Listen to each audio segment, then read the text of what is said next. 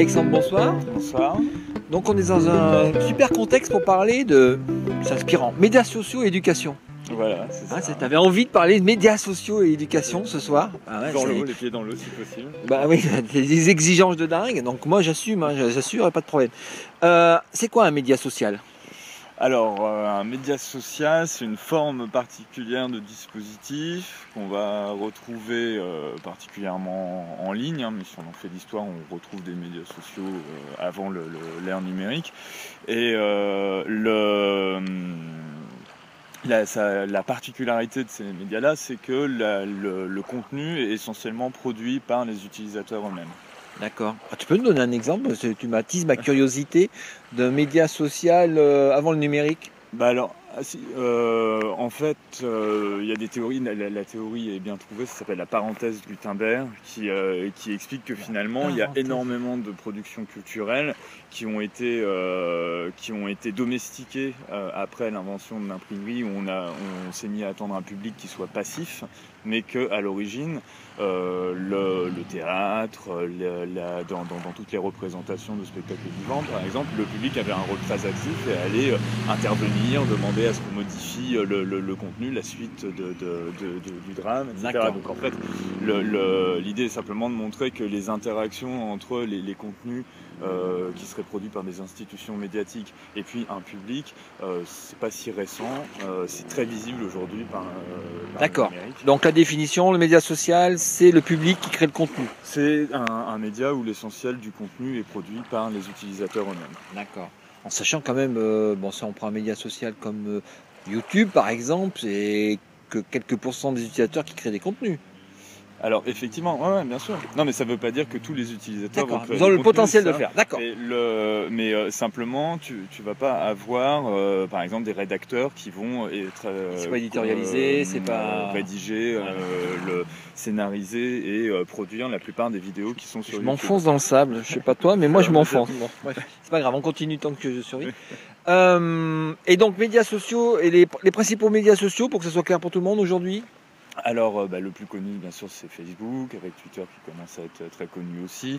Il y a effectivement, tu as cité YouTube, il y a Wikipédia qui est un bel exemple aussi. Et du coup, justement, de citer des plateformes qui sont si différentes, ça permet de montrer que aussi, faut insister sur le fait que les médias sociaux, ça a une caractéristique commune, c'est ce fait que les utilisateurs produisent une majorité du contenu, mais ensuite, ils peuvent être très différents d'une forme à l'autre et du coup, soulever des enjeux qui sont radicalement différents.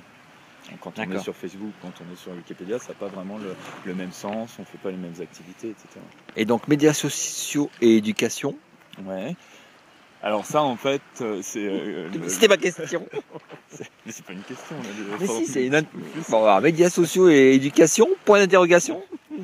Alors le lien, il n'est pas évident à l'origine dans les médias sociaux en eux-mêmes, mais il y a eu énormément de discours d'accompagnement des médias sociaux qui ont insisté sur le fait que ça remettait en cause la place de l'éducateur. Donc notamment alors des discours disant que par exemple tout le savoir était désormais accessible et donc du coup quelle était la place de l'éducateur dans un monde où tout le monde pourrait accéder au savoir. Ce discours-là donc a beaucoup accompagné les médias sociaux. Nous, alors en plus, on travaillait dans le cadre de nos projets de recherche en France, où il y a quand même une grande tradition d'équipement en outils informatiques, mais pas trop de formation des gens qui vont devoir les utiliser derrière. Donc on se retrouvait avec des éducateurs qui disaient voilà, alors on a des tablettes, on sait que les gens passent beaucoup de temps sur Facebook, on nous dit en plus que désormais, alors par exemple Michel Serres parle de petites poussettes en disant que ça remet complètement en cause le rôle de l'éducateur. Donc qu'est-ce qu'on doit faire ? On ouvre une page Facebook pour notre groupe de primaire. Est-ce que on doit utiliser Twitter ? Est-ce qu'on doit former à l'utilisation de Twitter ? Tout un tas de questions comme ça. Et on avait repéré que justement, c'était très difficile pour eux d'arriver à s'y repérer au milieu de la diversité des plateformes. Et du coup, notre travail a consisté à essayer de définir précisément ce que c'est que les médias sociaux et d'en proposer une cartographie distinguant des espaces avec certains espaces où il faut plutôt faire de l'éducation aux médias. Typiquement Facebook, je pense que c'est c'est pas très intéressant d'essayer de l'utiliser dans un cadre pédagogique parce que c'est pas fait pour ça et que finalement peut-être qu'un très très bon enseignant arrivera à l'utiliser un peu dans un cadre pédagogique, mais fondamentalement la plateforme n'oriente pas vers ça, donc il risque de lutter beaucoup. C'est-à-dire que quand tu dis il risque de lutter, une dispersion de l'attention. C'est-à-dire que si tu proposes d'échanger sur Facebook pendant ton cours et tu as beau être le plus grand, le plus fin connaisseur d'Heidegger et d'être vraiment très doué dans ta manière d'en parler, à côté les copains qui discutent de la fin de Game of Thrones, il y a des chances qu'ils préfèrent discuter de ça, même si dans l'absolu ils reconnaissent que tu es un bon pédagogue. Et donc la tension, elle est due au fait que cette plateforme, elle s'est faite approprier par des utilisateurs autour de certaines activités qui sont des activités de sociabilité. Et du coup, c'est pas très propice. Ça dépend des pays, mais ouais, en l'occurrence, nous on parle sur la France. France, États-Unis, Europe, il y a quand même des retours statistiques sur tous ces pays-là où effectivement tu vois quand même qu'il y a Et ces travaux-là, tu dis on a travaillé sur une cartographie, c'est accessible en ligne ? C'est accessible en ligne, effectivement. Tu me donneras les liens, je les mettrai sous la vidéo. SlideShare. Voilà. Y a quelques articles aussi qui sont en libre de droit. Et donc on a dit Facebook, ça se prêtait pas. D'après cette étude, lesquels se prêtent bien, par exemple ?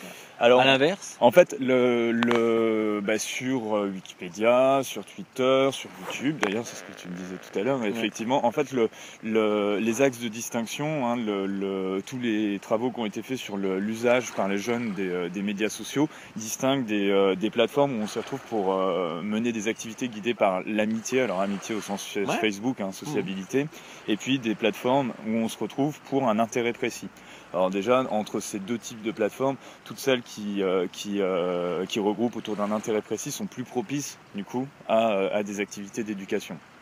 Là où la sociabilité, c'est plus, on va parler de son quotidien, c'est des activités plus légères, etc. Il y a moins, l'engagement est moins facilement obtenu. Moins fort sur Facebook que sur d'autres médias. Ouais. Et le deuxième axe de distinction, c'est qu'il y a des plateformes qui vont plus insister sur la mise en valeur de soi et d'autres sur la mise en valeur de contenu. Donc là, pareil, plus on est sur soi, plus ça va être difficile d'intéresser les personnes à autre chose que soi. Et plus on est sur du contenu, plus ça va être difficile d'arriver à se servir de ces plateformes comme support pour des scénarios pédagogiques, en fait. D'accord. Donc le dernier conseil du soir ? Le dernier conseil du Espoir. soir. Pour un prof qui veut se lancer, par quoi il pourrait commencer ? Je pense que les médias sociaux, ça montre bien aussi que l'institution éducative, elle n'a pas à être partout et que globalement, c'est des espaces qui ont été appropriés par les jeunes sans avoir besoin d'éducateurs et que peut-être qu'il y a d'autres espaces plus propices à l'éducation et qu'on peut les laisser tranquilles sur ces espaces-là. D'accord. Merci Alexandre pour cette conclusion. On va sortir parce qu'il fait froid.